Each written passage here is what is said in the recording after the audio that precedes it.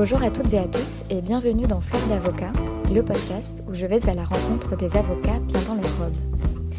Cette semaine, mon invité est maître Zoé Pohin.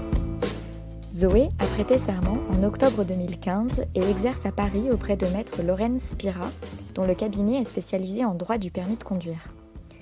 J'ai rencontré Zoé au pot de départ en Bretagne de mon amie Emma Babin, avocate également.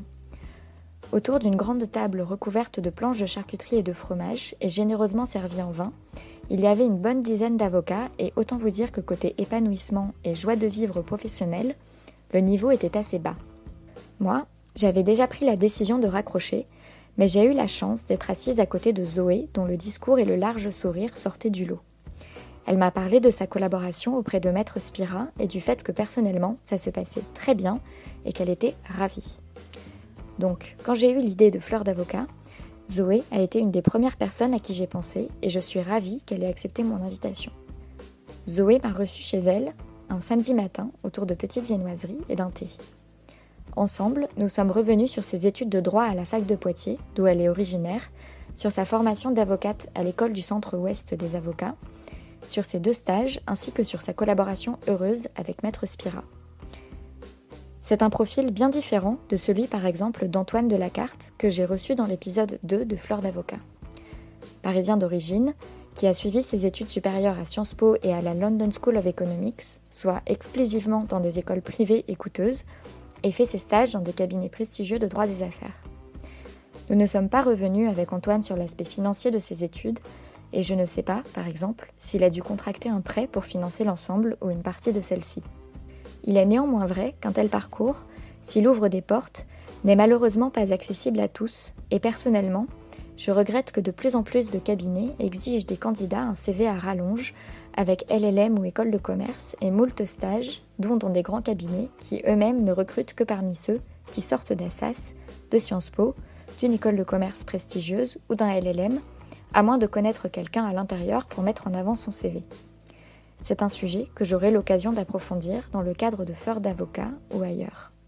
Cela dit, je tiens à la diversité des profils sur Fleurs d'avocat et je suis contente de voir bien des points communs entre Antoine et Zoé qui tiennent, sans surprise, à leur personnalité. Zoé, comme Antoine, ne savait pas ce qu'elle voulait faire après le bac et est devenue avocate moins par vocation avec un grand V que comme une continuité logique et organique de ses années d'études.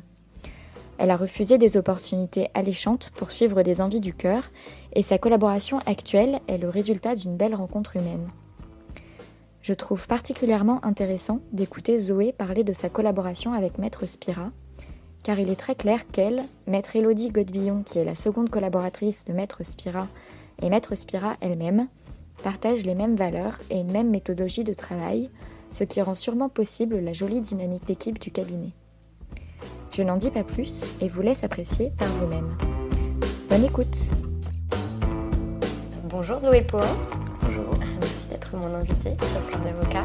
Zoé Pohin, tu es collaboratrice au cabinet de maître Spira. Oui. Tu as prêté serment en 2015 et aujourd'hui tu fais le droit du permis de conduire, plus précisément. Je suis ravie d'avoir une Pictavienne avec moi sur le podcast parce que je sais que comme moi, tu viens de Poitiers. Est-ce que tu peux nous dire globalement comment est-ce que tu es devenue avocate ? Comment je suis devenue avocate ? Premièrement, je suis devenue avocate en réussissant à passer un examen qui s'appelle le CRFPA. Mais pourquoi est-ce que tu as fait du droit in the first place ?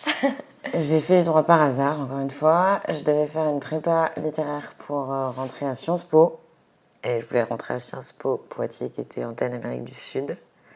Et le jour de ma rentrée en prépa, on m'a dit « Non, Sciences Po ne prend plus de bac plus 1. » Donc nous arrêtons de faire la prépa à Sciences Po. Et du coup, là, j'étais très déçue. Et je suis sortie dans la rue et j'ai croisé une pote de terme qui devait aller, elle, en langue à La Rochelle et qui finalement me dit « Je vais en droit à Poitiers. » J'ai appelé mon père en lui disant « Apparemment, on peut encore s'inscrire en droit. » Et il est allé voir, on pouvait encore s'inscrire, et du coup, j'ai été inscrite en droit. Je pense qu'on aurait pu m'inscrire dans n'importe quelle fac si j'avais su qu'on pouvait s'inscrire dans n'importe quelle fac, et il se trouve que je pensais qu'on pouvait plus s'inscrire qu'en droit. Mais attends, voilà. C'est fou, ça veut dire que t'es arrivé le jour de la rentrée, ouais. Et on vous a expliqué qu'en fait, la raison pour laquelle vous étiez là, n'avait plus raison d'être. Bah, c'était pas la raison pour laquelle il y en a plein qui faisaient les classes prépa pour faire les classes prépa. Moi, j'y allais principalement pour l'option Sciences Po. Donc, passer 2 ans à me taper 6 de moyenne et à chialer pour la littérature, même si j'adore la littérature, en soi, c'était pas C'était à un rêve Camille absolu, quoi. Ouais. Ouais. Du coup, tu sors et t'as cette pote qui te dit je suis en droit. Et le droit, tu y avais pensé avant? Ah non, non, mais je savais même pas trop ce que c'était. Hein. D'accord. Elle m'aurait dit langue, elle m'aurait dit géo, elle m'aurait dit histoire, elle m'aurait dit n'importe quoi, du moment qu'on pouvait encore s'inscrire quelque part et que j'avais pas une année de fichu en l'air, quoi. Ouais. C'était plus ça mon truc, de perdre un an, alors qu'au final, avec le recul, je sais que les inscriptions peuvent se faire tardivement un peu partout, je pense, mais voilà.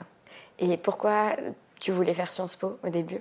Qu'est-ce qui t'a attiré vers Sciences Po? Le côté international, le côté... ouais, surtout avec Sciences Po, Amérique latine, moi j'avais déjà fait classe européenne espagnole. Donc ouais, non, c'était ça qui m'intéressait. Après, vu que je savais pas exactement quoi faire de ma vie, ça restait assez généraliste comme formation.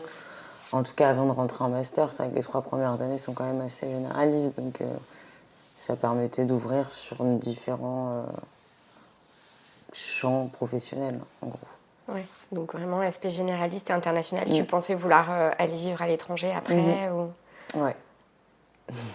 Et du coup, tu rentres en droit à Poitiers, complètement par hasard.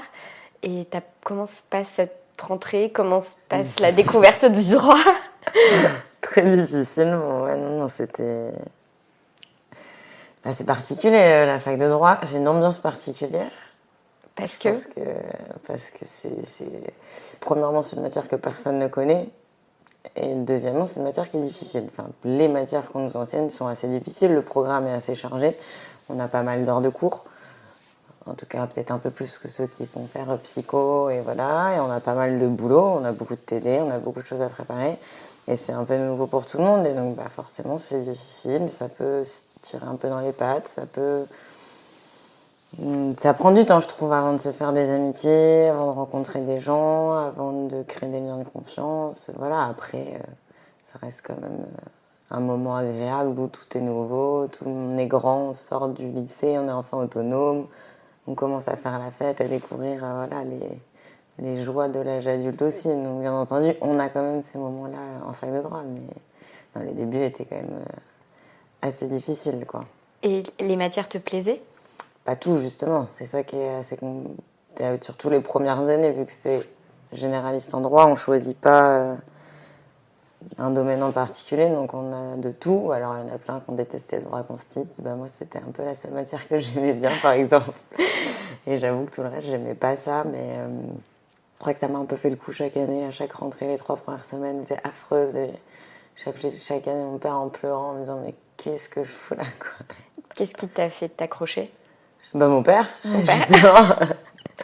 Qu'est-ce qu'il te disait? Non, il me disait déjà... la première année, bon, écoute, ça fait que 3 semaines, donc attends, pousse un peu et tu découvriras et tu auras plus de recul à la fin de l'année.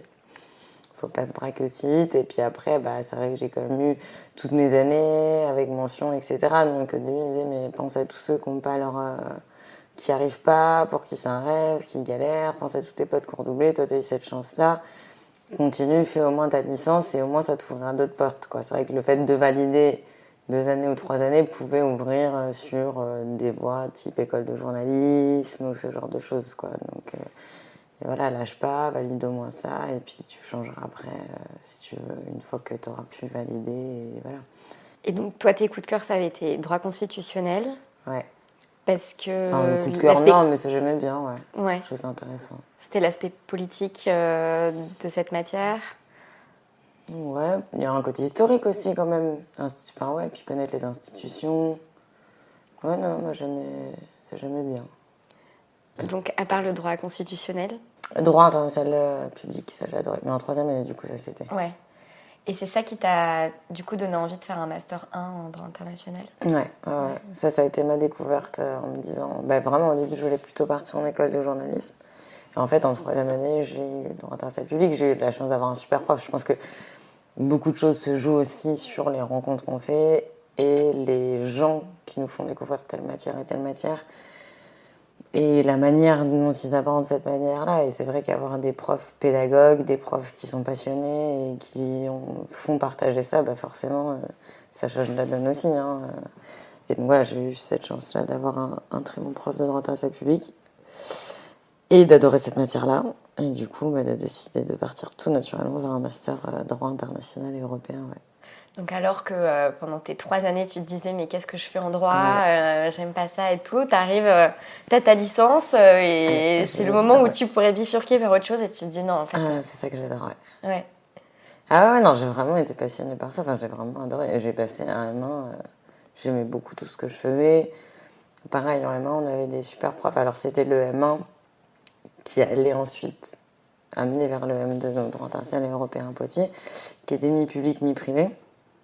Qu'on avait tout, et qui était le M2, et avait deux directeurs, dont M. Sébastien Touzé, qui est maintenant prof à Strasbourg et qui est un des membres très importants de l'Institut international des droits de l'homme, René Cassin.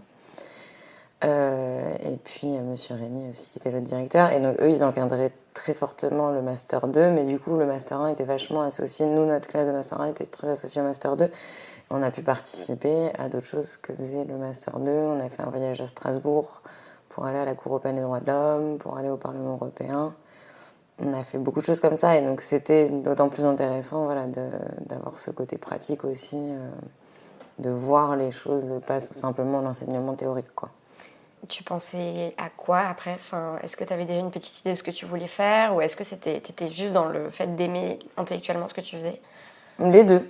Oui, ouais, j'aimais beaucoup le côté intellectuel, et après, voilà, je me projetais pas mal dans un futur professionnel, type avec des ONG ou à l'international. J'aimais pas mal le côté humanitaire aussi.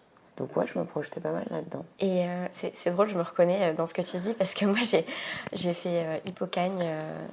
Alors j'ai fait toute l'année parce que j'avais vraiment envie de faire cette année de lettres. Mais j'avais en tête de rentrer dans la double maîtrise de droit français et espagnol parce que justement je voulais faire du droit international et retourner en Amérique latine et travailler pour des ONG et tout. C'était mon truc. Bon, les choses se sont passées complètement différemment. C'est ça. Mais c'est drôle, ces idées qu'on a. Puis en plus, dans la franco-espagnole, si tu fais tu fais du droit international, tu peux, mais tu fais du droit en France et du droit. C'est ça. Donc, et du coup, tu intègres le Master 2 contentieux international de Paris, de Poitiers. De Poitiers, oui, mais que je fais en Erasmus, donc il n'a rien à voir, du coup, qui est un peu décalé avec le Master 2 de Poitiers. Moi, j'ai fait mon Erasmus à Grenade. Et donc, en fait, j'avais des cours là-bas qui correspondaient un peu à des cours que j'avais fait en France, alors en plus poussé, mais qui étaient moins liés au contentieux. Les cours que j'avais en Espagne étaient moins contentieux. Ça restait des cours de droit, alors des cours ciblés, mais de droit international public, de droit européen, etc. Et tu avais l'air de dire tout à l'heure que le Master 2, ce Master 2 était très réputé et que tu étais... les matières qui allaient être données. Je les ai pas connues. Et du coup, ça a été un petit pas un crève-cœur, mais ça a été un choix difficile de dire tiens, je vais en Espagne ou plutôt que de faire ce master ou vraiment tu t'es dit ah non, j'ai l'opportunité d'aller en Espagne. L'Espagne, ça a été un choix compliqué. En fait, au début, alors la fac de droit de Poitiers a quand même pas mal de partenariats en Erasmus, donc ça c'est quand même une chance. Et en plus de ça, donc Sébastien Touzé, qui lui est très engagé dans les droits de l'homme, donne aussi des cours à l'Institut de droit humanitaire à Genève, qui est un institut très très réputé. Je dis pas que le Master 2 est très réputé, je dis que les profs sont quand même assez passionnés et passionnants et réputés en France pour ce qu'ils font. Et en fait, il avait fait un peu en sorte que je puisse rentrer dans cet institut, donc cette étape, j'avais la possibilité de partir à Genève. Sauf qu'au dernier moment, une semaine avant la clôture des vœux Erasmus, je suis allée voir et j'ai dit non. C'est pas ça, mon rêve depuis que je suis petite, c'est l'auberge espagnole, le film de Clapiche. Mon Erasmus, je l'imagine comme ça, je l'imagine pas dans un 9 mètres carrés à Genève, à pas avoir de sous pour m'acheter un sandwich à 15 balles. Même si intellectuellement ça aurait été passionnant et largement plus intéressant que ce que j'ai pu faire en Espagne, je dis non, mon année d'Erasmus, je veux vivre une vraie année d'Erasmus, comme j'imagine, là où il fait beau, là où on fait la fête et voilà, tant pis si je bosse moins, tant pis pour mon parcours professionnel, mais je vais penser un peu à moi et à ma vie d'étudiante une année. Et il m'a dit, il n'y a pas de souci, je comprends et profite. Et c'est ce que j'ai fait. C'est super que tu aies eu cette présence d'esprit de te dire non mais profite, c'est de ça dont tu as envie. Parce que c'est dur de faire ce genre de choix quand tu as une super opportunité. Ouais, c'est vrai. De dire non mais quitte à ce que ce soit un petit peu moins prestigieux sur mon CV, c'est vraiment ça que j'ai envie de vivre. Ouais, mais bon, il faut, enfin, d'un autre côté, c'est la seule année que j'ai connue comme ça. Je veux dire, on est quand même dans un moule à chaque fois, on sort du lycée, on rentre. J'ai pas redoublé, donc j'ai quand même tout enchaîné. On fait ses examens, on bosse, machin chose. L'été, on bosse pour gagner des sous, et voilà. Et tout s'enchaîne. Et ensuite, à la fin du master, au final, voilà, j'ai passé le concours d'avocat, je suis rentrée, j'ai trouvé du boulot tout de suite. Je regrette absolument pas. C'est mon année de... C'était pas une coupure, mais c'est une année de rencontres merveilleuses, de joie, de soleil pendant un an, Puis Grenade, c'est magnifique. Ah ouais, c'est incroyable. Non, au niveau culturel, c'était très intéressant. J'avais des super colocs et j'ai rencontré des amis formidables, français, suisses, italiens, que je garde toujours comme faisant partie de mes meilleurs potes. Donc ah ouais, non, c'était une année de dingue. Je regrette absolument pas. J'ai une pote qui a fait un Erasmus en année de médecine, c'était peut-être sa 4e ou 5e année. Elle est allée la faire à Grenade. Et je suis allée la voir, moi c'était quand j'étais à Madrid, quand je faisais mes études à Madrid. Et je suis allée passer un week-end avec elle et c'est trop drôle parce que vraiment on est allé dans ce bar. Et autant la culture des tapas c'est partout en Espagne, mais vraiment à Grenade c'est particulier, c'est vraiment... Tu bois un verre, tu as une assiette gratuite, et plus tu bois, plus les assiettes sont élaborées, et plus c'est des plats un peu stylés. Et donc ça commence par des petites cacahuètes ou autres, et puis tu finis avec un morceau de paella, enfin c'est absurde. Donc c'était génial. Ah ouais, non, ça c'est top. Mais bon, ça aide pas au poids en général. Je crois que je suis revenue, j'avais pris 10 kilos, quoi. Heureusement, après, il y a eu le CRFPA qui m'a fait aider à faire couler tous les kilos que j'avais pris. Donc tu rentres... Se mettre à fond dans un concours, c'est pas mal pour ça. Donc t'es rentrée d'Espagne pour te lancer dans la préparation du CRFPA direct? Non, pas du tout. Non, je suis rentrée d'Espagne l'été, en fait. L'été, et là, il fallait que je fasse mon mémoire, que j'aurais dû commencer quand même bien. J'étais censée le finir, et en fait, j'avais pas fait grand-chose, j'avoue. Et donc, du coup, j'ai eu 3 semaines pour rédiger un mémoire de 80 pages. C'était assez folklore. Et donc ça fait que je rentre en septembre, quelque chose comme ça. Après, j'ai soutenu qu'en octobre, en fait. Donc, j'ai pas passé le CRFPA cette année-là. Je savais pas, justement, j'ai fini qu'en octobre, et c'est en octobre où je me suis dit, mais qu'est-ce que je fais de ma vie? Et c'est là où je me suis dit, je vais quand même faire quelque chose, m'inscrire à un concours, ou voilà. Tout le monde faisait le CRFPA, donc je me suis dit, je vais m'inscrire au CRFPA. Et donc après, j'ai bossé 6 mois en centre d'appel. Pour pas rien faire, parce que ça, j'aime pas trop rien faire. Et voilà, et après mes 6 mois en centre d'appel, ça s'est terminé en mai ou en juin. Après, j'ai révisé l'été pour le CRFPA de septembre, quoi. Enfin, ouais. Tu t'es inscrite à une prépa ou t'as fait ça de ton côté? J'ai fait ça de mon côté. Ouais. Et ça s'est bien passé, puisque tu l'as eu. Ouais, c'est ça. Super. Donc, c'est drôle, tu fais partie de ces personnes où les choses sont... Enfin, dont les fluide. études de droit se sont passées de manière assez fluide. Ouais. Il y a des gens, je pense, pour qui il y a plus de facilité que d'autres, peut-être, ou des gens qui sont faits pour les examens, ou voilà, mais c'est une question aussi de méthodologie, je pense. Il y a des gens pour qui c'est plus facile que pour d'autres. Ouais. Ça n'a rien à voir avec l'intelligence, hein. Et voilà, c'est vrai que j'ai pas trop galéré en général dans ma vie. J'ai plutôt, avec les études en tout cas et les examens, je dis pas que j'ai pas travaillé, mais j'ai pas trop galéré, quoi, on va dire. Et quand tu l'as eu, tu t'es dit quoi? Cool, genre c'est bien, je suis prise. C'est un moment particulier, le CRFPA, quand même. Hein. C'est très stressant, c'est très long, c'est épuisant. Je sais pas si j'étais vraiment prête à ça. Après, on se laisse couler dans l'eau. En fait, il y avait quand même eu un gros écrémage aux écrits.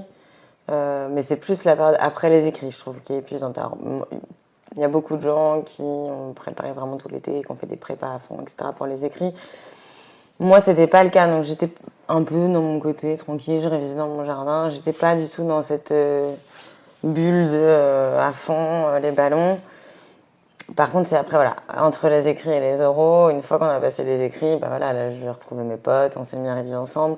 Et là, c'est long, quoi, parce qu'on doit d'abord réviser sans savoir si on a eu les écrits ou pas.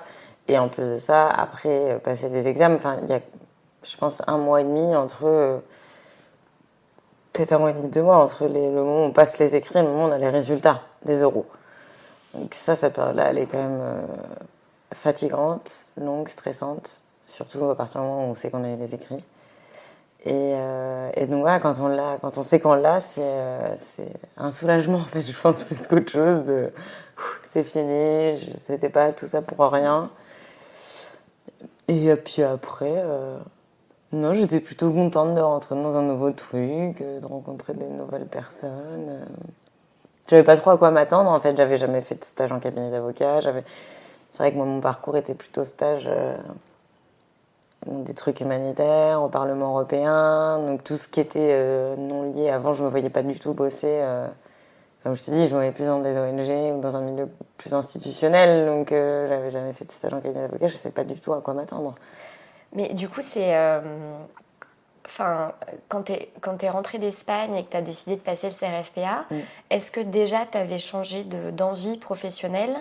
Ou est-ce que tu t'étais dit, de toute façon, avec le CRFPA, je pourrais aussi... Enfin, avec le titre d'avocat, je pourrais aussi travailler dans ce genre d'environnement, donc ce serait un plus. J'avais pas du tout changé, non, c'était plus, voilà, être un plus. Je me voyais pas bosser tout de suite en rentrant en Espagne. J'étais pas trop prête, j'étais un peu perdue, et du coup, c'était, bon, continuer les études, mais pas pour rien, ça me permet d'obtenir un diplôme supplémentaire qui sera dans tous les cas pas négatif. C'est toujours bien d'avoir ce diplôme-là en plus en poche, et ça ne pourra pas me fermer de porte dans tous les cas. Ça pourra peut-être m'en ouvrir, mais dans tous les cas, ça ne m'enfermera pas. Donc oui, non, moi je rentrais dans cette optique-là avec toujours l'idée de plutôt bosser oui, dans des organisations internationales. Et comment ça s'est passé, l'école ? Bah écoute, ça s'est super bien passé, à l'immense de beaucoup de gens qui détestent et qui sont très déçus, je pense, par la formation. Il est vrai que la qualité de la formation n'est pas très présente. C'est pas, voilà, il n'y a pas des cours de malades. Après, encore une fois, comme je disais tout à l'heure, je pense que c'est une question de rencontre de personnes aussi. Déjà, moi, j'ai fait l'école d'avocat à l'ECO à Poitiers où on était 126. C'est pas le FB, c'est pas les DAC, c'est beaucoup de gens nouveaux, parce que ça regroupe quand même 13 départements. Donc, il y a Poitiers, il y a La Rochelle, il y a Le Mans, Orléans, Angoulême, Tours, Angers. Ouais, j'ai beaucoup de potes d'Angers. Donc, il y a quand même, voilà, ça regroupe pas mal de gens qui viennent d'un peu partout, et donc c'est ça qui est aussi chouette. Mais ça reste quelque chose de très humain, on se connaît tous, voilà, c'est pas une grosse école, quoi. Et donc, les profs, on les connaît aussi, puisqu'il y en a beaucoup qui viennent de Poitiers, qui sont des avocats, des juges. C'est ça qui est rigolo aussi maintenant, quand j'ai des jugements au tribunal administratif, je reçois un jugement et je vois que c'est monsieur machin chose qui me donnait les cours à l'école, alors ça c'est assez drôle. Et du coup, en pénal, ouais, moi j'ai une super chouette avocate, Patricia Coutan, qui est avocate pénaliste à Poitiers, et qui est assez connue à Poitiers, qui était vraiment passionnée par ce qu'elle fait, passionnante, et pédagogue. Et donc, bah, voilà, quand on a ça, forcément, ça fait partager. Et elle nous donnait des cours de plaidoirie. Je me rappelle, elle nous réservait une salle dans le palais de justice de Poitiers. Génial. Ouais, et on récupérait les robes. Et donc, pour nos cours de plaidoirie, on allait au palais, dans une vraie salle d'audience, en robe. Il y avait toujours des élèves qui jouaient le rôle du magistrat, du procureur, de la greffière, et donc à chaque fois, un qui faisait l'avocat pour la partie civile, l'autre pour la défense. Et elle nous mettait vraiment en condition, en fait. Et c'est vrai que c'était moi, ma première approche du métier, puisque je m'y intéressais pas particulièrement avant. Je voulais surtout pas être avocate, surtout pas plaider. Et non, et au final, j'ai trouvé ça génial. Elle nous a fait travailler sur des vrais dossiers, sans cacher les noms, sur des dossiers qu'elle avait eu, elle, à plaider. Et j'ai trouvé ça génial qu'on nous considère autant, qu'on nous fasse confiance autant, qu'elle s'intéresse aussi à nous et à nous faire partager, mais toujours à nous demander et à s'intéresser. Ah, c'est rigolo, vous voyez ça sous cet angle-là, je l'avais pas du tout abordé comme ça quand moi j'étudiais, mais c'est intéressant, pourquoi pas, quand je vois aussi dans notre dossier, l'aborder aussi. Ouais, je trouve qu'on nous mettait assez d'égal à égal, et du coup, voilà, ouais, c'est vrai que j'ai eu des coups de cœur en termes de cours. J'ai découvert des matières sous un angle un peu plus pratique que théorique, et par exemple, le droit pénal qui m'intéressait pas particulièrement avant, ça m'a fait adorer le droit pénal, quoi. Ouais. Donc assez chouette. Et puis aussi, on a eu un petit stage découverte. Là, on devait faire 2 semaines en cabinet d'avocat. Donc moi, c'était vrai que c'était mon premier stage en cabinet d'avocat. Et que j'ai trouvé très sympa aussi. Je suis allée faire chez un avocat de Poitiers. Donc j'ai vu un peu de tout et j'ai trouvé ça plutôt pas mal. Et avoir le contact avec les clients, etc. Donc c'était une autre approche, dès ton en premier fait. stage de 2 semaines, on t'a mise un peu dans le bain. Ouais, complètement. Rendez-vous client. Ah bah oui, j'ai fait que ça. Rendez-vous client, enfin faire des recherches aussi, mais aller en audience, aller des expertises, voilà, c'était... Non, sur ça, ils ont vraiment joué le jeu de faire le stage découverte à fond. Vous allez découvrir tous les aspects du métier. Donc non, c'était intéressant, ils ont bien joué le jeu, les deux, cabinet Brottier Zoro, et qui fait un peu tout généraliste aussi, mais c'était très sympa. Et donc les cours étaient très sympas. Et donc ça a duré, parce qu'à Paris 6 mois. c'est... D'accord, 6 mois. En fait, ouais, à Poitiers on choisit pas, c'est pas comme à Paris, à Poitiers on choisit pas, ça commence par les cours 6 mois. Et les cours sont divisés en 2, donc il y a le groupe A qui a cours lundi, mardi, le groupe B qui a cours jeudi, vendredi, et les mercredis on a des examens. En gros, c'est un peu ça. Moi j'étais en groupe qui avait cours jeudi, vendredi, et c'était trop bien. On a aussi pas mal fait la fête, non, ça c'était chouette. On avait une bonne petite bande avec les Rochelais, les Angevins, les Pitaviens. Moi, j'ai vécu 6 mois au top. Vraiment très, très chouette. Et puis après, il faut faire... Donc, on commence par le stage PPI, on finit par le stage final. Et donc, ton PPI, où est-ce que tu l'as réalisé ? Et là, c'était un peu le changement, parce qu'au début, je cherchais dans des ONG, on peut faire son stage PPI à l'étranger. Donc, au début, je t'ai dit que j'avais toujours cette idée-là de ONG, institutions internationales, etc. Et c'est à partir de là où j'ai commencé à changer et à déchanter un peu. Donc moi, je cherchais encore dans ce type de structure et j'ai trouvé. J'ai été acceptée pour partir en stage 6 mois à Shanghai et 6 mois à New York pour l'ONU. Néanmoins, stage non rémunéré et j'avais pas les moyens de me payer 6 mois d'appart, à part en faisant un prêt. 6 mois d'appart à New York, 6 mois de vie à New York pour faire un stage qui est certes très bien sur un CV, mais qui aurait pu peut-être être intéressant, mais en fait c'était que des choses comme ça. Et je me suis rendu compte au final que tous les beaux idéaux que j'avais et tout ce système-là, au final, était un système qui se reproduisait sur lui-même aussi. En fait, c'est la reproduction des élites par les élites pour s'occuper de plein de sujets qui m'intéressent énormément, mais on n'intègre pas les gens qui ont vraiment besoin de l'aide de l'ONU, par exemple. Ils ne sont pas intégrés à ce système-là, je trouve. Et voilà, qui peut se permettre de partir 6 mois non rémunérés à New York ou à Shanghai, les enfants d'ambassadeurs, les enfants de gens qui bossent déjà à l'ONU, enfin voilà. Et donc c'est vrai que j'ai un peu déchanté et en parallèle les cours me plaisaient vachement et donc voilà, donc de là mon projet a un peu évolué en fait et j'ai commencé à me dire mais en fait c'est vrai que aider servir parce que c'est vrai que j'avais envie d'être utile en fait aussi quand même mais on se dit être utile ça peut aussi être utile en France pour les voisins, pour les gens qui en ont besoin ici. Et du coup, mon stage PPI, je l'ai fait. J'avais quand même toujours ce truc un peu international donc, que j'avais pas encore évacué de ma tête.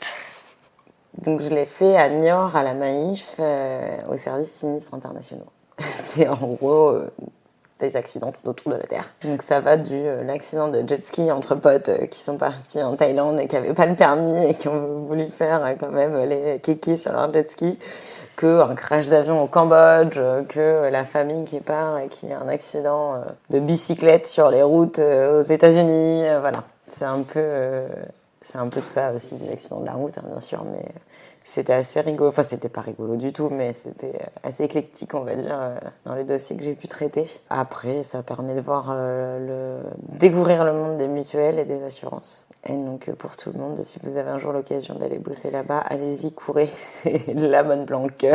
Ouais. Comment ça s'est passé ? Ah, moi, ça s'est bien passé. Après, moi, j'étais pas... On était un petit service qui était mis tout seul dans un baraquement en pleine campagne au milieu des champs.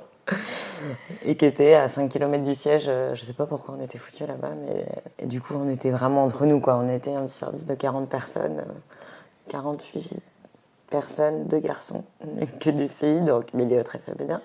Tout le monde était très gentil. C'était très calme. Mais c'est vrai que les mutuelles, c'est quand même des super bons plans, quoi. Il y a un CE2 malade. Même moi, je pouvais en profiter. J'avais accès à la salle de sport, à tout. Enfin, ça, c'est cool, quoi. Et non, c'était intéressant. Je veux dire, juridiquement parlant, c'était intéressant. Oui. Moi, j'ai bien aimé, ouais. Et après ça, donc stage final. Stage final, ouais, à Paris, du coup. Alors là, l'arrivée de la provinciale à la capitale. Ouais, j'allais te demander. Raconte-nous comment ça se passe. Ça se passe bizarrement. Moi, je voulais pas du tout venir à Paris. C'était l'angoisse. Jamais de la vie je voulais habiter à Paris, sauf qu'il se trouve que j'avais un nouveau chéri et que mon nouveau chéri avait trouvé un stage à Paris. Et donc j'ai fait bon bah ok, allez je te suis à Paris. Donc j'ai posé une journée. Je suis venue passer plein d'entretiens parce que du coup je pouvais pas trop, j'étais pas là donc je pouvais pas passer d'entretien. Comment t'as ciblé les cabinets auxquels t'as envoyé une candidature? J'ai pas ciblé, hein, clairement. Il y en a 2 qui correspondaient à ce que je faisais. Un cabinet en droit européen, un autre mec qui était tout seul, qui faisait du droit international. Et après, je postulais à tout ce que je pouvais. Enfin, vu que je prenais une journée, je balançais mon CV à plein de gens qui cherchaient encore, parce qu'il était un peu tard, et qui n'avaient pas trouvé. Et voilà. Et donc, du coup, j'ai eu 4 entretiens. Donc, après, une autre nette qui était toute seule, qui faisait un peu généraliste. Et un entretien en droit routier qui avait rien à voir. Les 2 entretiens, donc je suis venue à Paris, les 2 entretiens où c'était des gens tout seuls, ça s'est pas du tout bien passé, ni de leur part ni de ma part, je pense. Enfin, parce que... Ils m'ont pas recontacté après, mais moi j'ai détesté l'entretien aussi. Donc, pourquoi t'as détesté l'entretien? ça donnait pas envie, quoi. Pourquoi ça donnait pas envie? Bah alors, un des 2 qui était tout seul, qui faisait le droit international, il avait un cabinet ici en Israël. Déjà, tu rentres dans son cabinet, c'était les cabinets, tu sais, à la vieille, quoi. Le truc velours partout, hyper encombré. Et en plus, donc c'était quelqu'un de très pratiquant, donc il y avait une floraison de trucs, d'objets, de photos, de machin chose, hyper religieux. Et il a un tout petit bureau derrière. Il dit qu'il a une secrétaire qui vient une fois par semaine, mais qu'il a son cabinet donc à l'étranger et qui sera pratiquement jamais là. En gros, il fait clairement comprendre qu'il faudra se débrouiller tout seul et tout faire tout seul. Et voilà. Et gentil, mais trop... ça se sentait pas très pédagogue déjà. Et puis, pas très organisé. Voilà. Donc, ça donnait pas beaucoup envie. Puis, très ciblé, lui, dans sa clientèle. Donc, pour découvrir, je pense que ça aurait été trop ciblé, ouais. Donc, même en termes théoriques, ça donnait pas trop envie. L'autre cabinet où c'était une nette toute seule, complètement à l'arrache. Complètement à l'arrache. Elle reçoit dans des locaux, mais on sait pas trop si c'est vraiment ses locaux, là où elle bosse ou pas, ou si c'est un pote qui lui a prêté pour faire les entretiens. On n'arrive pas trop à savoir. Je pense complètement désorganisée. Enfin, la typique l'avocate qui court partout, qui a toujours 150 000 dossiers et que pas trop capable d'expliquer en quoi va consister le stage non plus. Donc forcément, ça m'a pas trop donné envie. Donc j'ai pas montré toute ma motivation non plus. Hein, donc je pense que c'est pour ça que je ne vous pas rappelé non plus. Après droit européen, top. Un petit cabinet avec 3-4 collabs, 2-3 associés. Beaucoup de boulot, mais très intéressant. Et puis les 2 associés qui m'ont reçu étaient très gentils, avaient l'air très gentils. Et les dossiers avaient l'air hyper intéressants. Et dernier entretien, avec Laurine Spira, en droit routier, du coup. Le cabinet était situé dans une perpendiculaire des Champs-Élysées. Et c'était l'hiver. Il était 17h, et là, je me rappelle, il y avait toujours déjà l'Arc de Triomphe qui était illuminé et tout. Donc ça, c'était assez drôle. Et j'y vais, et là, coup de cœur. Coup de cœur, une nénette géniale. Je sais pas du tout pourquoi elle avait retenu mon profil. Mais il n'empêche qu'elle m'a donné vachement envie. Elle était dans sa manière de s'exprimer juste trop chouette. Et du coup, je suis sortie de là en me disant, waouh. Donc, qu'est-ce qui t'a plu justement dans sa manière de s'exprimer, qu'est-ce qui fait que... Ah non, mais tout, déjà, elle était très gentille, passionnée par ce qu'elle faisait, donc voilà. Et foncièrement gentille. Et c'est quelqu'un qui... elle le dit déjà à l'entretien, je m'énerve pas, je vais pas vous crier dessus, parce que j'estime que quand quelqu'un est impliqué dans ce qu'il fait, qu'il aime ce qu'il fait, le simple fait qu'on lui dise qu'il a fait une erreur, il se sent suffisamment mal que ça sert à rien de lui crier dessus. En plus, ça va pas faire mieux apprendre les choses ou voilà. Donc, rien que ça. Ouais. Je me suis dit, mais ouais, en fait, elle est juste humaine, intéressante, intelligente. Et voilà, c'était que des choses comme ça, donc forcément, ça te donne envie.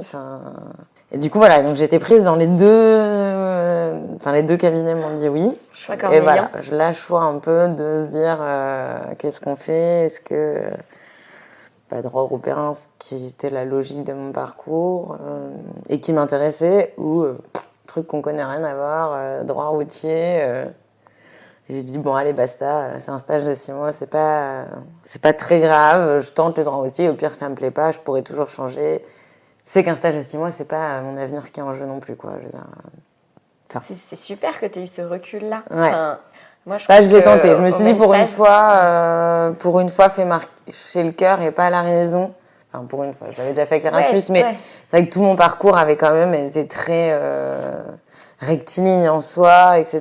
Et donc là, je me suis dit, bon, allez, petit grain de folie. Et puis, dans tous les cas, je me suis dit, ça me fera voir un autre côté du métier, vu que c'est du droit pénal et du droit administratif, il y a beaucoup de plaidoiries, etc. Donc, je me suis dit que ça pouvait pas me desservir non plus que de voir ce côté plaidant, même si c'était après pour revenir au droit européen, parce que par exemple le cabinet de droit européen faisait du conseil et du contentieux aussi un peu. Donc cette expérience-là m'aurait pas desservi dans tous les cas. Mais ouais, je me suis dit allez, coup de cœur, faut laisser faire ça, un coup de cœur une fois dans sa vie. Donc, je t'imagine ressortir de cet entretien, débouler sur les Champs-Élysées après avoir eu un énorme coup de cœur. Et poser sur un banc, et ouais, c'était complètement ça. Et là, genre, appeler mes meilleurs potes pour leur raconter ce qui se passait. Ouais, non, c'était assez drôle. T'as descendu l'avenue jusqu'aux Tuileries. Ah ouais, non, mais c'était vraiment ça. Ouais. Et puis après, je suis repartie prendre mon train quand même, parce que le lendemain, je retournais à Lyon. Mais ouais, c'était un beau moment. Puis après, il faut débarquer sur Paris matériellement, concrètement. Il faut trouver un appart, ce qui est beaucoup plus compliqué, surtout quand on n'est pas encore sur Paris. Et moi, j'avais pas de changement. Je terminais le 30 ou le 31 à la Maïf et j'embauchais le 2 ou le 3 à Paris, quoi. Donc, et heureusement, j'ai eu un super coup de chance. Un de mes meilleurs potes du lycée, lui, quittait Paris pour aller s'installer à Toulouse, avait un appartement avec ses meubles. Il m'a dit, si tu veux, je mets mon préavis à la fin de ton stage. Je te laisse l'appart pendant 6 mois meublé. J'ai fait, ouh, alléluia, quoi. J'ai un appart, j'ai un toit. Donc nous avons vécu à 2 dans 17 mètres carrés pendant 6 mois. Et nous avions un toit. Et voilà, et au final, on a quand même survécu à ça. Hein. Et le stage, c'est super bien passé. Le coup de cœur n'a pas été, été au rendez-vous, quoi. Ça, c'était une super découverte. Un domaine intéressant que je ne connaissais pas du tout, hein, mais aussi des personnalités. Je pense que c'est le moment où tu peux nous expliquer le droit routier. Le droit routier, qu'est-ce que c'est ? C'est tout ce qui touche au permis de conduire, en gros. Donc, il y a plusieurs volets. Il y a le volet administratif, comme j'en ai parlé. Le volet administratif, c'est là clairement tout ce qui va être relatif aux pertes de points. Et donc, notamment les gens qui ont perdu tous leurs points, pour qui c'est problématique. Donc là, on fait des recours, soit des recours gracieux, soit des recours administratifs, trucs administratifs. Donc, on teste pas mal de décisions comme ça. Il y a aussi parfois quelques recours sur des décisions préfectorales quand il y a des... Alors, par exemple, pour tout ce qui est retrait de carte professionnelle, quand il y a des condamnations sur le bulletin numéro 2, il y a beaucoup de professions qui sont assujetties, par exemple les VTC, les taxis, mais aussi tout ce qui est dans la sécurité, etc., qui ont besoin d'avoir une carte professionnelle et la préfecture peut leur retirer s'ils ont des condamnations. Donc nous, on va faire essayer de retirer les condamnations et donc on va contester ces décisions préfectorales. Et il y a aussi parfois des erreurs d'enregistrement par les préfectures. C'est assez intéressant. Alors, ceux qui ne connaissent pas le droit administratif ne savent pas de quoi on parle, ceux qui connaissent savent de quoi on parle. C'est un domaine particulier. C'est une manière de rédiger particulière. Mais moi, j'aime bien. Je trouve ça assez intéressant. Intellectuellement parlant, en tout cas, c'est souvent assez poussé. Donc, il y a une recherche qui est assez intéressante à faire là-dessus. Et donc, le deuxième volet va être le volet pénal. Donc, le volet pénal, c'est tout ce qui touche aux contraventions d'abord. Donc là, c'est un type de clientèle qui est hyper varié et qui va toucher à tous ceux qui ont besoin de leur permis de conduire. Clairement, pour leur vie professionnelle tous les jours, qui vont avoir besoin de sauver leur point, ou les gens qui vont faire une question de principe, mais on va contester tout ce qui est feu rouge, excès de vitesse, ligne blanche, ceinture, etc. La matière contraventionnelle est assez particulière, donc voilà, c'est très rigolo. Dès qu'on reçoit un dossier, la première chose qu'on fait, c'est aller sur Google Maps et voir comment se situent les lieux, etc. Donc voilà, et après il y a le pénal, puisqu'il y a un certain nombre d'infractions routières qui sont des délits. Il y a de plus en plus de répression par les pouvoirs publics pour l'objectif de sécurité routière. Donc il y a beaucoup de choses qui rentrent dans ce domaine-là. Et les délits, donc il y a notamment, et le plus gros de notre boulot, c'est la conduite sous alcool, faut pas se le cacher, et la conduite sous stup, clairement. Mais il y a aussi donc, tout ce qui est conduite sans permis, il y en a beaucoup, conduite sans assurance, délit de fuite, il y a pas mal d'accidents aussi. Donc les accidents en soi, matériel et corporel, s'il n'y a pas de faute, ça ne va pas au pénal, mais il suffit qu'il y ait une toute petite infraction connexe et là, ça va être poursuivi pénalement. Et puis malheureusement, parfois, il y a des fautes un peu plus graves et puis il y a aussi des blessés graves, voire des morts. Donc il y a aussi ce type de dossiers qui, du coup, sont des dossiers quand même assez importants. Et donc toi, découverte de cette matière, ça te plaît ? Ouais. Ça me plaît, ça aurait pu être, je pense, n'importe quoi d'autre, en fait. Ça m'a plu. Tant que c'était avec Maître. Ouais, non, mais je pense que Maître Spira a su me passionner pour ça. La matière en soi, on en parle comme ça, c'est pas hyper intéressant. Ce qui va être intéressant, c'est le côté recherche intellectuelle. Donc, comme je t'ai dit, côté administratif, c'est toujours intéressant. Mais aussi notamment, conduite sous stup, conduite sous alcool. Et puis d'autres dossiers, il y a vachement de vices de procédure. Donc nous, c'est toujours... Et comme je te dis, la loi change régulièrement, donc il y a toujours des nouvelles failles, et il y a toujours des... Et ça, c'est un côté que j'adore aussi, c'est très aller chercher la petite bête. Et il y a une découverte à chaque fois différente de domaines.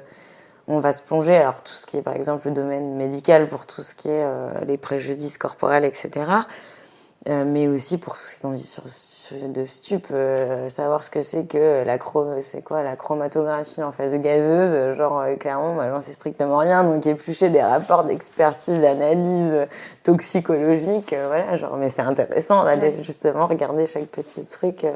Puis après c'est aussi la découverte du milieu pénal, comme je t'ai dit, j'avais bien aimé ça à l'école d'avocat, et là du coup le voir en vrai, aller plaider, il y a des audiences tous les jours, et ça pendant mon stage, que ce soit avec Maître Spira ou avec sa collaboratrice Elodie Godbillon, j'ai vachement été intégrée à tout ça. J'allais très souvent en audience avec elle, j'ai pu plaider des petits dossiers bien sûr, mais alors que j'étais encore élève avocate, donc ça c'est quand même assez intéressant.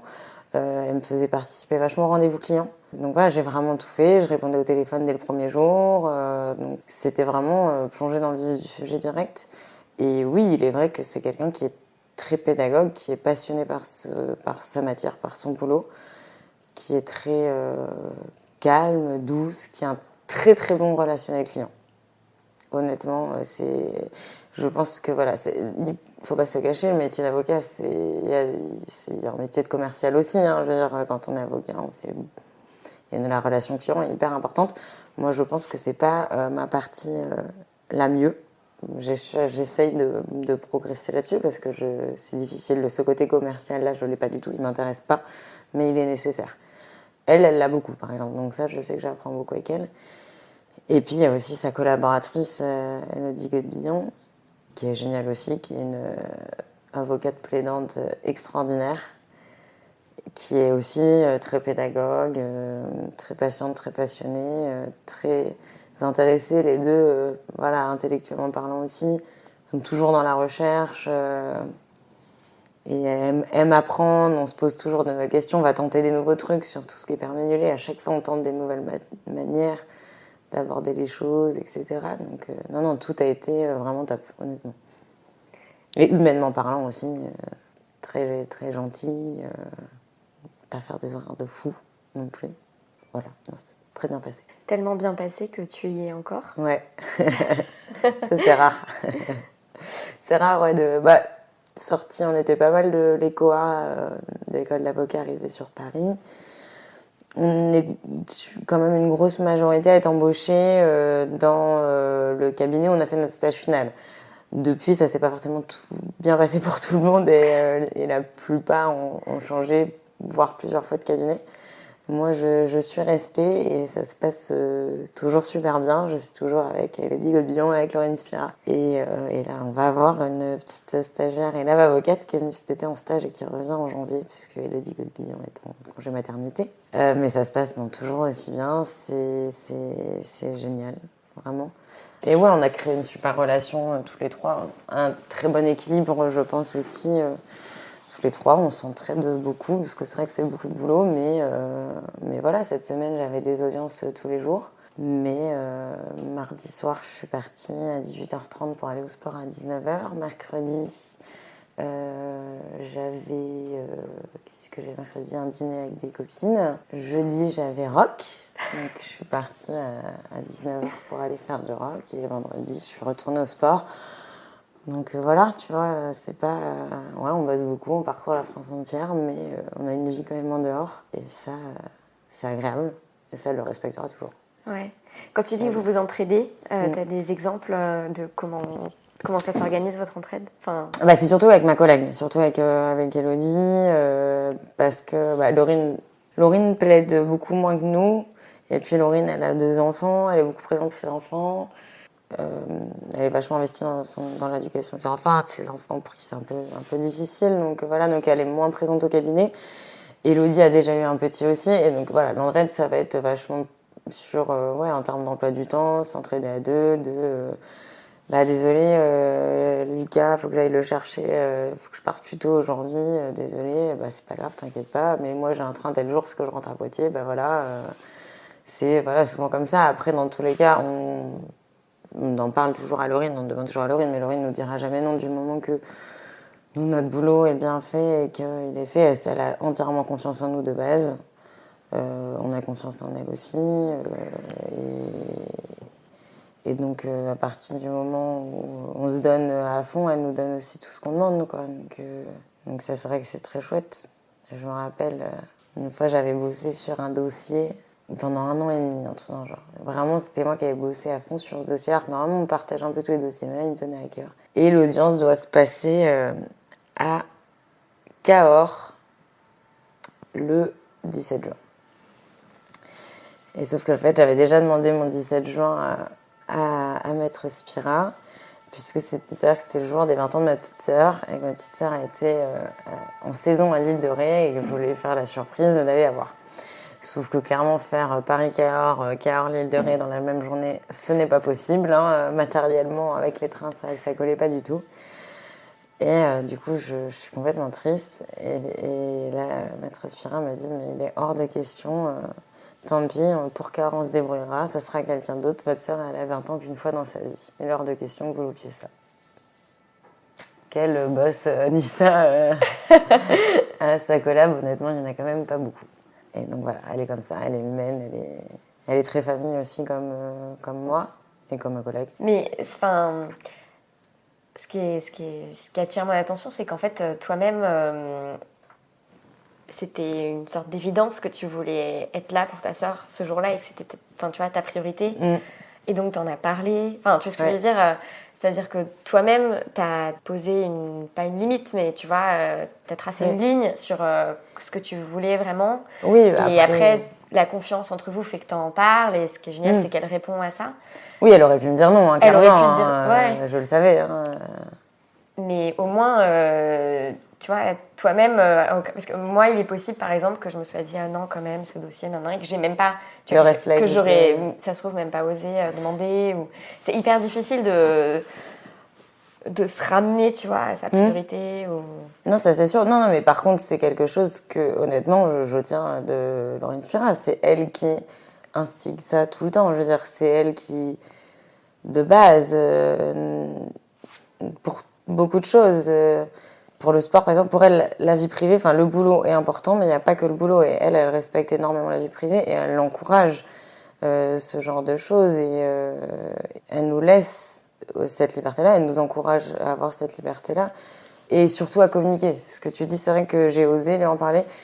Ça, c'est quelque chose qui est hyper important pour elle et que je pense qui est hyper important dans n'importe quel boulot, qu'on n'avait pas forcément appris non plus avant, mais elle s'en est rendue compte parce qu'au début, moi, je suis dans le même bureau avec Elodie et elle est dans un autre bureau. Et donc c'est vrai qu'on va lui rendre compte à chaque fois, on fait des points avec Laurine dans son bureau, mais moi je vais la voir, et ensuite Elodie va la voir, et on parle de dossiers différents, sauf qu'en fait, moi quand je suis en audience, c'est Elodie qui va traiter tel dossier, par exemple, si elle a la personne au téléphone. Et elle s'est rendue compte de ça, en fait, qu'à chaque fois on allait la voir, elle s'est dit, mais vous parlez entre vous, j'ai l'impression, enfin, vous êtes dans le même bureau, il faut que vous parliez. Quand je suis pas là ou quand il y en a une qui est pas là, c'est l'autre qui va devoir gérer tel dossier. Donc, et c'est vrai, en fait, on s'est rendu compte qu'on se communiquait pas assez entre nous, et elle nous a fait pointer ça du doigt. Et c'était vrai, et en fait, depuis, on communique surtout, dès qu'on fait quelque chose, on se le dit. Mais c'est vrai que c'est hyper important de communiquer, de se dire les choses sur tout. Du coup, ça crée qu'il n'y a jamais eu d'embrouille. Enfin, nous, on n'a jamais eu d'engueulade. Et c'est vrai aussi que du coup, quand on fait une erreur, nous, personnellement, on se sent hyper coupable. Alors, on essaye d'en faire le moins possible. C'est vrai que ça arrive peu, mais on est humain et donc parfois, on arrive à faire des erreurs. Mais on se sent tellement mal qu'on n'en dort pas de la nuit pendant 3 semaines, quoi, sans qu'elle nous hurle dessus. Et ça, c'est vrai, ce qu'elle me disait en entretien, elle le sait très bien. Et c'est vrai, elle n'a pas besoin de nous hurler dessus. Quand on aime ce qu'on fait, quand pour nous, ça a de l'importance, elle va pas nous engueuler quand on fait une erreur, quoi. Le truc, c'est d'essayer de faire en sorte de ne pas la reproduire, en fait. Et de trouver une solution. Et tu sens qu'il y a cet espace de droit à l'erreur, entre guillemets. Tout le monde est humain, hein. Oui, ça arrive à tout le monde. Hein. C'est vrai qu'il y a des endroits où c'est plus ou moins... mais parce que, encore une fois... pris, quoi. Ouais, mais parce qu'elle le dit, et puis elle-même, elle peut faire des erreurs. Ouais. Ça, c'est quelqu'un... C'est rare d'avoir un boss qui reconnaît ça. C'est-à-dire qu'il faut accepter soi-même, mais c'est vrai que c'est rare. Mais quand elle le reconnaît et qu'elle le dit elle-même, forcément, nous... Ça... Mais bon, après, ça veut pas dire qu'on se sent bien quand on en fait. Enfin, j'en ai fait peu, mais c'est vrai que les fois où j'en ai fait, je n'ai pas beaucoup dormi, ouais. Mais voilà, l'erreur est humaine. Du coup, beaucoup de confiance, une super communication entre vous. Ouais, ça c'est essentiel. Et les dossiers, comment évoluer en fait ton implication dans les dossiers Est-ce que tu as l'impression qu'en fait, dès ton arrivée, ne serait-ce qu'en stagiaire, t'étais investi dans les dossiers et on te laissait une marge de manœuvre Oui, complètement. Après, nous, on a une manière de travailler qui n'est pas du tout celle de tous les cabinets, je pense. C'est-à-dire, comme je te disais, on travaille toutes sur tous les dossiers. On est très perfectionniste aussi. Il n'y a pas un seul mail, il n'y a pas un seul courrier, il n'y a pas un seul truc qui passe sans être lu. Donc, nous, Maître Spira, ou quand elle n'est pas là entre nous, mais tout est corrigé de base. Et donc oui, dès le début, je travaillais surtout sur les courriers, répondre au téléphone, faire des conclusions, lire les dossiers. Après, je traitais pas tous les dossiers non plus, tout ce qui était un peu compliqué. J'ai eu la chance, on va dire, c'est que du coup, Elodie a eu son premier congé maternité pendant ma première année en fait de collab. Et donc, pendant qu'elle a été en congé mat, j'ai dû moi prendre des dossiers qu'elle faisait avant, et ça m'a permis d'évoluer assez vite. Je pense que s'il n'y avait pas eu ça, j'aurais mis beaucoup plus de temps à traiter ce type de dossier. C'est-à-dire que, du coup, tout ce qui était, qu'on dit tout de suite, des gros dossiers avec des gros vices de procédure qui sont compliqués en termes procéduraux, c'est assez compliqué. C'est des nullités particulières, par exemple. Ça met du temps, mais du coup, par la force des choses, j'ai dû me plonger direct là-dedans et être amenée à plaider ce type de dossier, être amenée à traiter des dossiers et à plaider des accidents, des homicides aussi. Et du coup, ça a été hyper intéressant. Donc oui, les dossiers, oui, j'étais investie de base dès le début. Mais ensuite, c'est la difficulté des dossiers qui a été croissante. Ouais. Donc c'est pas tellement que c'était les tâches que tu faisais dans les dossiers qui ont évolué, c'est plus les dossiers qui t'étaient confiés. Et toi, comment... Il y a des moments où t'as flippé sur des dossiers ou... Ah bah oui, c'est normal. Hein. Moins aujourd'hui, beaucoup moins aujourd'hui, mais c'est ça qui est rigolo. Et d'un autre côté, c'est agréable avec le recul. Cette sensation de se dire assez rapidement, il y a plein de trucs qui nous faisaient super peur au début et très rapidement on l'a plus du tout. Et je sais que par exemple au début, donc comme je te dis, je fais de la contravention et des délits. Pour une audience de contravention, j'allais pas endormir de la nuit. Ça me faisait flipper comme pas possible. Mes premières audiences, d'aller au tribunal, de comment je vais plaider ça. J'allais préparer pendant 15 000 ans un petit dossier, toute ma plaidoirie, etc. Alors qu'en fait, maintenant, clairement, ce type de dossier, même si je l'ai pas lu le matin, que je le lis dans le métro, il y a aucun souci. Enfin, tu vois, c'est cool, tu vois. Par contre, il y a quand même des gros dossiers où quand c'est compliqué ou qu'il y a des gros enjeux, où forcément, ça va me faire stresser. Ça, c'est clair qu'il y a quand même des gros trucs où on ne dort pas beaucoup la nuit d'avant, quoi. Et comment tu gères ton stress ? C'est-à-dire que c'est quand même assez rare. Je suis pas quelqu'un de stressé par le boulot de base. Je suis plus stressée par l'organisation. Donc, je vais plus me stresser du fait de devoir me lever tôt parce que je vais avoir peur de louper mon réveil et d'avoir peur de louper mon train, en fait. Les vrais stress dus au dossier en lui-même, il y en a peu. Il faut vraiment qu'il y ait des gros enjeux, il faut vraiment que ce soit des gros trucs. Mais sinon, ouais, j'ai pas trop le stress lié au boulot en soi. Je te dis, c'est plus. Mais du coup, comment gérer ? On essaye de boire une tisane et puis de se coucher tôt et puis de bouquiner et puis voilà. Enfin. Le pragmatisme absolu. Ah ouais, non, mais de toute façon, je veux dire, on sait qu'on tournera quand même en rond dans le lit, donc tant pis. Et le fait de pas être quelqu'un de stressé, c'est dans ta vie en général ou... Non, parce que je te dis, je suis très stressée sur des trucs organisationnels. Ouais. Je suis très, tu vois, là, c'est bien rangé. Si c'est pas bien rangé, c'est des trucs qui traînent partout, ça va me stresser. Ça va me stresser d'être là à telle heure, à tel endroit, faut pas que je sois en retard, tu vois. Ouais. Je précise aux auditeurs que nous sommes confortablement installés chez Zoé, dans un très joli appartement qui, effectivement, est rangé et nettoyé. Je sais pas moi qui l'ai fait. Mes beaux-parents sont venus la semaine dernière, pendant qu'on était encore en vacances, ils ont eu la bonne idée de me rendre un appart plus propre que ce qu'ils n'avaient reçu. J'avoue que c'était assez agréable. Retour de vacances, tout était nickel. Ouais, non, mais c'est vrai, non, mais je suis pas quelqu'un de stressé dans le boulot. Mais en même temps, c'est quelque chose de... Je suis très concentrée. Et ma collègue est comme moi. On n'est pas stressé, mais on est très concentré. Et il y a des moments où, voilà, on a un nombre de trucs à gérer qui est assez hallucinant. On va gérer 150 000 dossiers à la fois. Et donc, si on commence à stresser pour tout et rien, ça, on va pas y arriver, quoi. Donc, généralement, on est plus concentrés, voilà. Et on est tous les deux très organisés. Et ça, je pense que c'est essentiel aussi. Moi, je ne pourrais pas bosser dans un cabinet qui n'est pas organisé. Ouais. Ça, c'est pas possible. Mais nous, on est très organisés toutes. Et ça nous va très bien comme ça. Mais du coup, c'est quand même essentiel de savoir exactement les priorités, les urgences, tel truc. Voilà, organisé, concentré. Et on y va et il faut que ça débotte, quoi.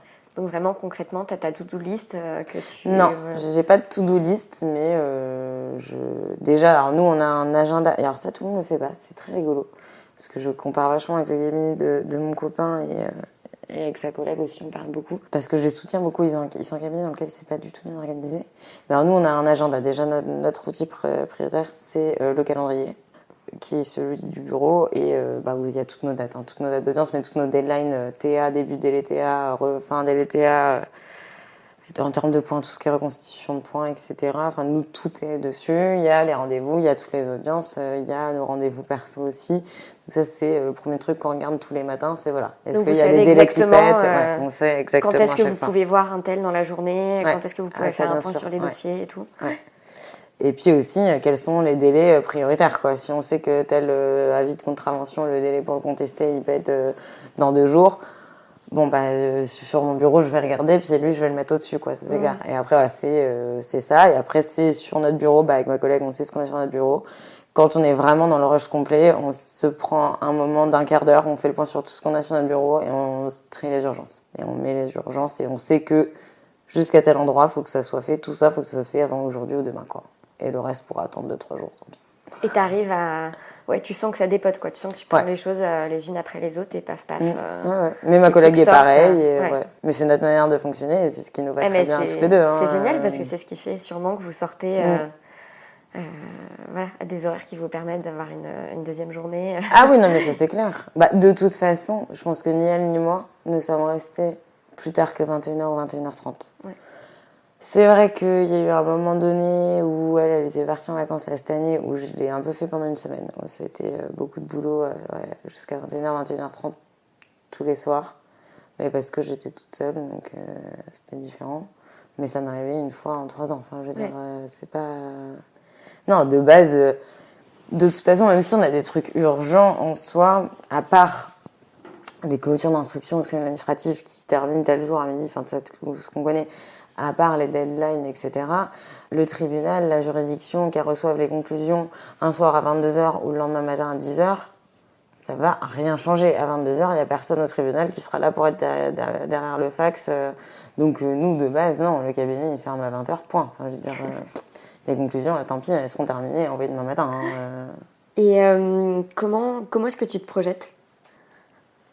Ouais, comment est-ce que tu te projettes ? Est-ce que tu dois... continuer comme ça sur ta lancée parce que ça te plaît et que t'es à fond dedans. Est-ce que parfois t'as des envies d'autres choses ? Pour l'instant, je me vois toujours avocate. Pour l'instant, ça me plaît. Donc voilà. Après, je pense pas honnêtement rester sur Paris. Mais bon, ça, tout le monde le sait, c'est pas quelque chose que je cache. Moi, je suis quand même attachée à la région de laquelle je viens.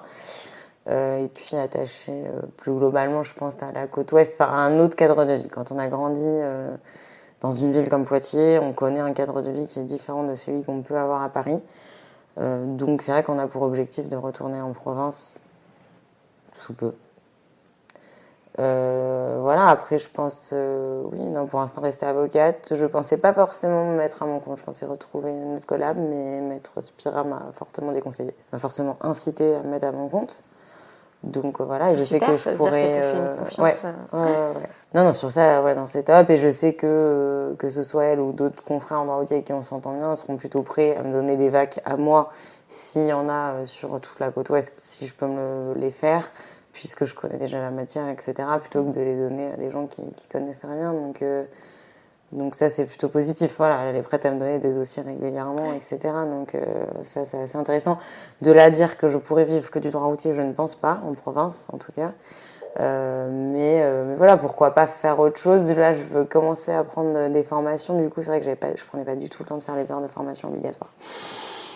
Et donc là, j'en ai pris et j'ai pris, par exemple, la semaine prochaine, je vais faire un truc sur... alors, je fais pas du tout de civil, j'avoue. C'est pas ce qui me passionne.